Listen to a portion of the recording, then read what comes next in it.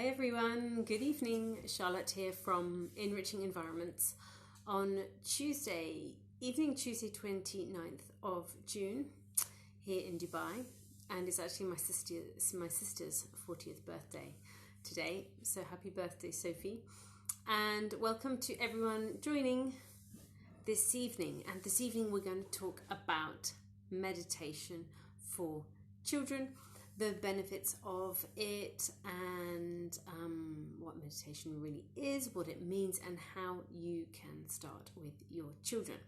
So let's dive in. Hello everyone who's joining.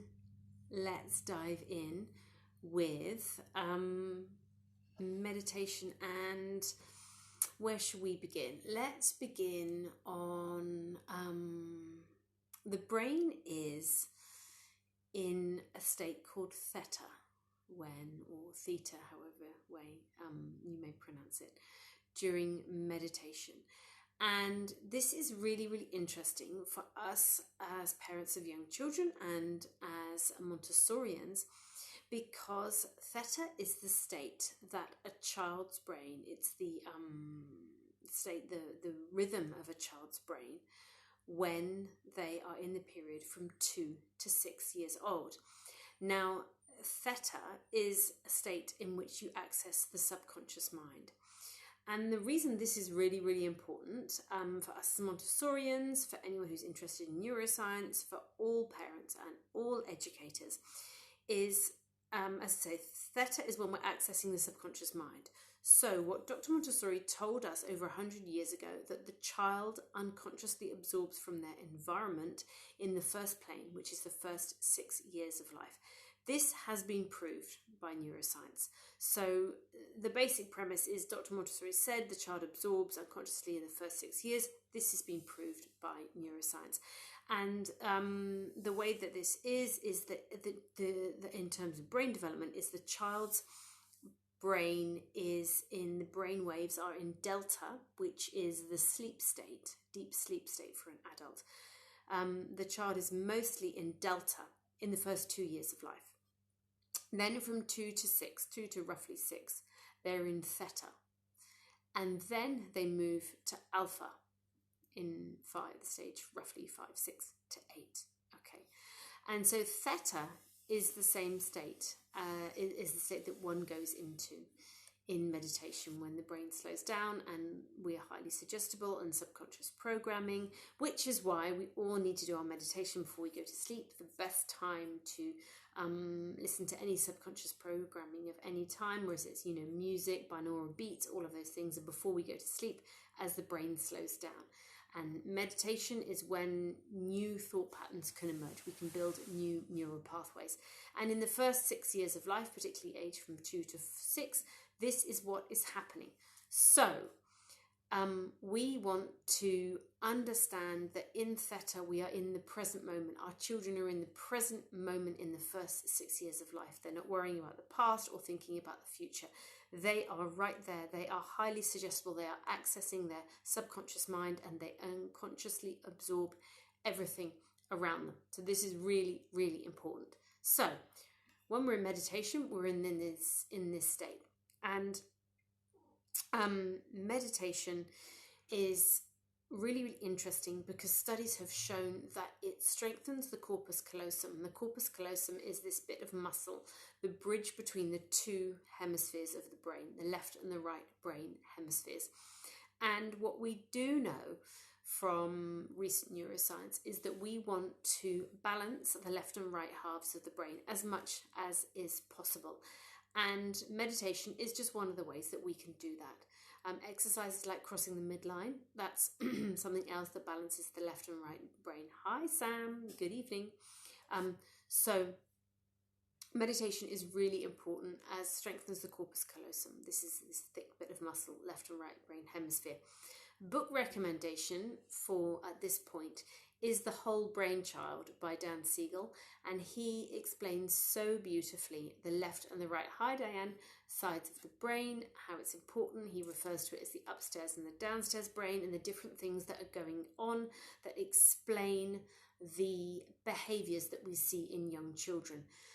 Dan Siegel's book, this book, The Whole Brain Child, is one of the books that you will undoubtedly be recommended by every single Montessori educator, because it explains so beautifully what's going on in the child's brain, and it's so aligned with what Dr. Montessori taught us and knew just from her observations. Obviously, Dan Siegel's is a modern book, so it draws on all the reference of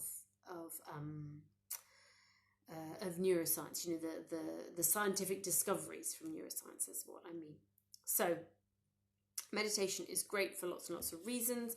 The benefits are, relaxation, enhanced sleep, lowering stress levels. And when we're talking about children, balancing left and right brain is really, really important to grow these cognitive and emotional skills and for emotional regulation. Young children, as we know, can have very, very intense emotions because of their brain development. It's completely normal. Tantrums are normal. Erratic behavior is normal. Illogical behavior is normal. And what we want to do is to give them as many opportunities as possible to regulate with them, to co-regulate, to regulate with them, to show them healthy ways, and be with them and connect with them whilst they are expressing their feelings, releasing their feelings, being their safe space for them. That's what's really, really important. And meditation is one of the many, many tools that we have. Lots of different, Secret Lab, one of the many, many tools we have in our parenting toolbox.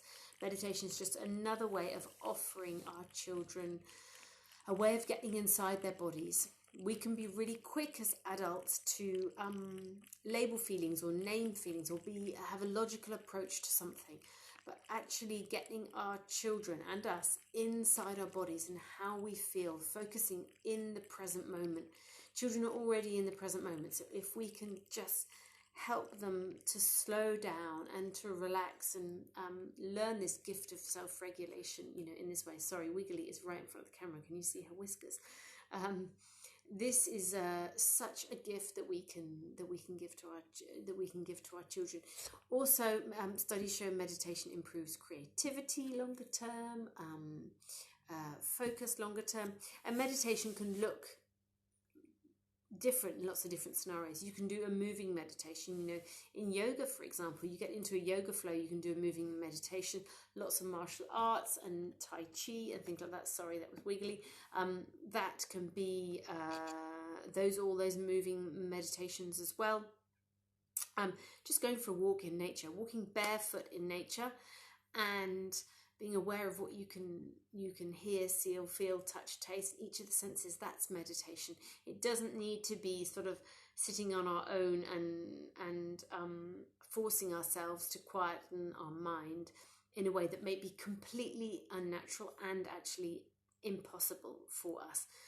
What we want to do with our children is get them into the habit of this and the practice of this from a really from a young age, because these are essential life skills. Learning to meditate is an essential life skill. And let's go into what that's going to look like for a young child, because it's not going to look the same as it does for an adult. Before I go any further, don't hesitate to jump in and ask questions if there's anything that you need further elaboration on.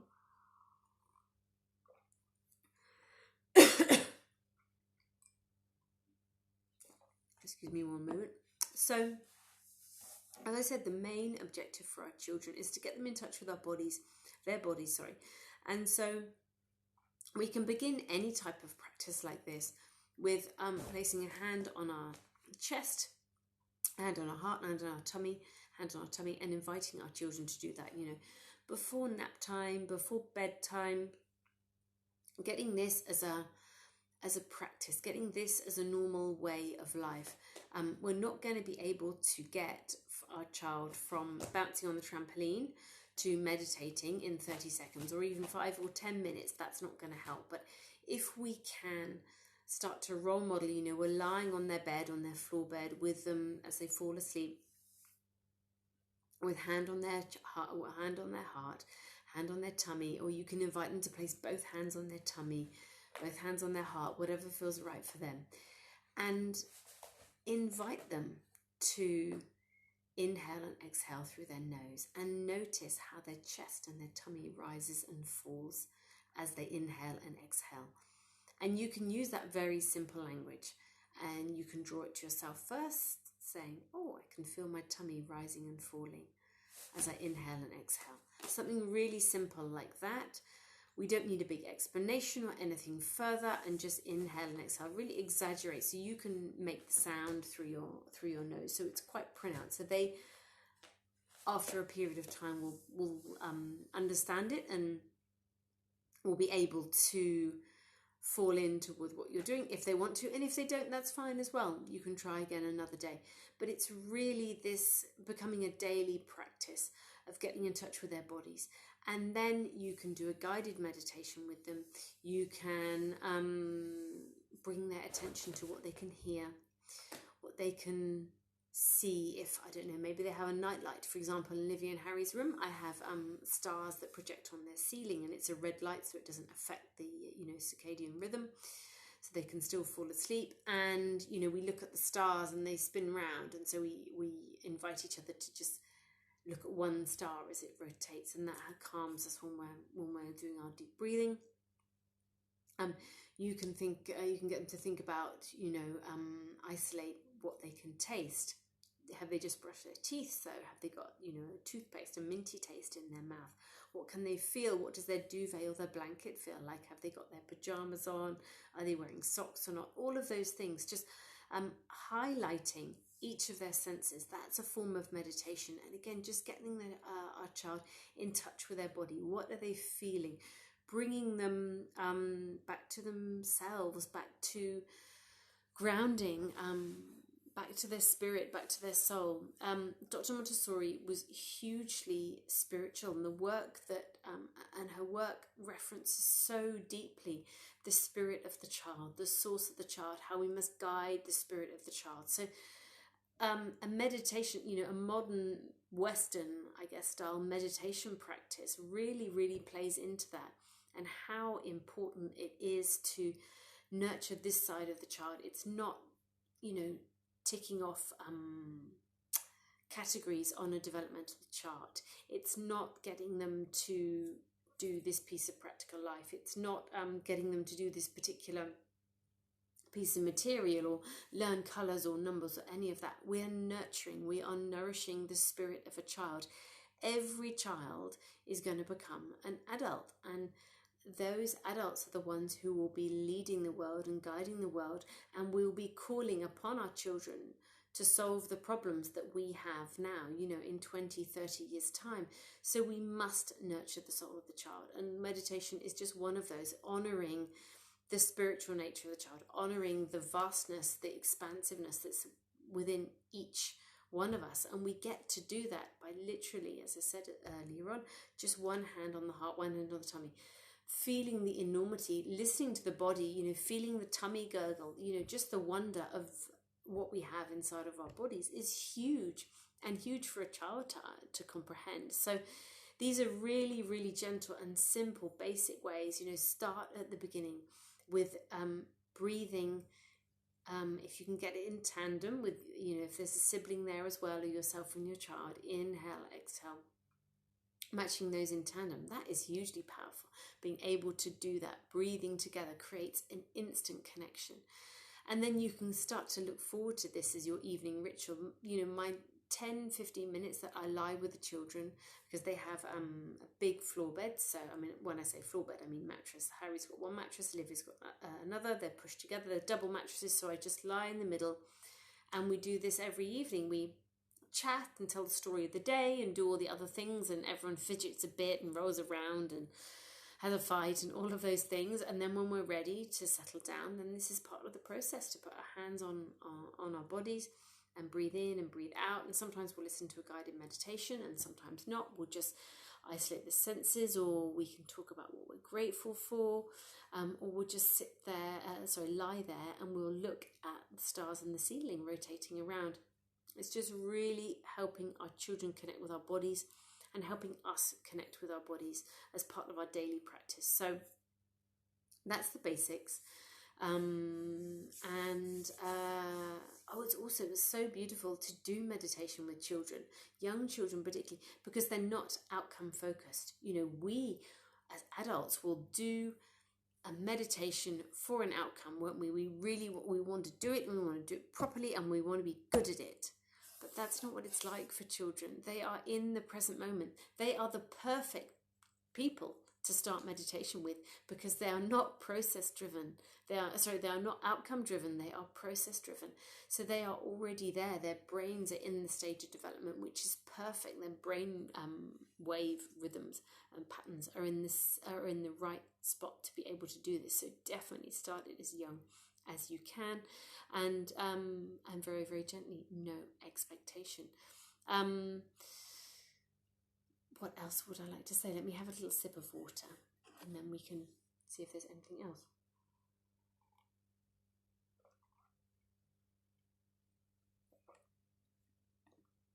I think, unless there's something else, let's recap. The benefits of meditation for children and for adults are far-ranging, far-reaching. So improve sleep, focus, creativity, for adults particularly general well-being, better decision-making, greater access to our intuition. All of these things are hugely, hugely important. And for young children, calming, regulating. When we all start to tune into our bodies and listen to the wisdom of our bodies and the wisdom of our hearts, it means that we know ourselves more deeply. We know what our preferences are. We know what our needs are. This is what's really, really important. We want to grow children who know in their bodies when something feels right. That's really, really important. And this may not be something in our generation that we were taught. We were taught that we're told what's right or wrong externally, and external, our parents or community or the school or our friends or somebody else told us. But what we want to do is support children in knowing that their wisdom inside them is the most important. Us as adults, our wisdom inside us is the most important. But we may be, as adults, really disconnected from our bodies because of various experiences we've had in our lives. And we will need to work through those to get the connection with our bodies again. However, with children, we can get them connected to their bodies. What are they feeling in their bodies? Where are they feeling it? Where is that? Have they got a feeling of tightness or compression? Or what's it when they're feeling angry? What's that texture? What's that colour? All of these things are really, really important, so we can make those connections of how they're feeling in their body. Meditation is just one of those ways to get us and our children connected with our bodies. So you can start tomorrow evening lying on the bed with your child, lying next to your child, or it doesn't need to be at bedtime. It can be at nap time. Lay one hand on your heart and one on your tummy. Invite your child to do the same. They may or may not. It's best not to have any expectation. And inhale and exhale through your nose. Invite your child to do the same. Inhale and exhale through their nose. And just enjoy those moments together. If nothing else, enjoy those moments together of peace and calm. And know that when we start to practice meditation on a daily basis with our child and it becomes part of their life, it is so rewarding for them. And as they get older, they're going to be able to access this inner wisdom in a way that perhaps we weren't taught to when we were younger. So a great way to start is with guided meditation. So you can do the heart and the hand, the hand on the heart, hand on the tummy, guided meditation. And I've just released my first guided meditation. You can find it on my website in my shop. It's called the Universe Meditation and it's 9 minutes long. If you'd like to start with that as your guided meditation, there's a little bit of music to it and it takes you and your child on a journey inside yourselves, which is what we were just speaking about. So if you'd like to access that, links in my bio on Instagram, or alternatively go straight to enrichingenvironments.com/shop to do that. It is such a beautiful and gentle meditation, so powerful, and the feedback I've had so far has been so good. So I'd love to hear how you get on with it. If you don't want to start with guided meditation and you just want to do breathing, do that as well. You can do that. You can start wherever feels right for you. But the main thing is getting our children in touch with their breathing. They can feel, it feels different when we inhale through our nose and exhale through our nose, for example. All of those little subtleties in our body. The first step for us, as all of us as adults, is to feel. When we know what we are feeling, we can identify what we're feeling, then we have greater access to our inner wisdom and our intuition. So that is the basics of meditation for children, why it's hugely beneficial, how easy it is to begin on this. And don't hesitate to send me a DM if you have any more questions. I've just recorded actually episode 5 of my podcast series, The Montessori Mission. That was with Barbara Isaacs, who last year retired from Montessori Centre International in London.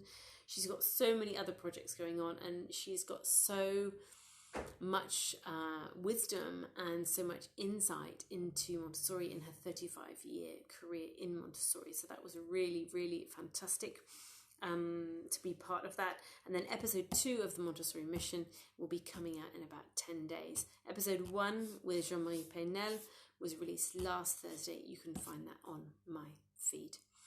Thank you so much for joining me this evening about meditation for children. If you have any questions, don't hesitate to give me a call.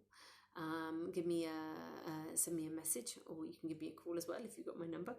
And I look forward to seeing you all again next week, when we're going to be launching my summer parenting mentoring program. So I look forward to doing that with you all next week for Top Tip Tuesday. Thanks so much for joining me this evening, and I look forward to seeing you all again soon. Take care. Bye-bye.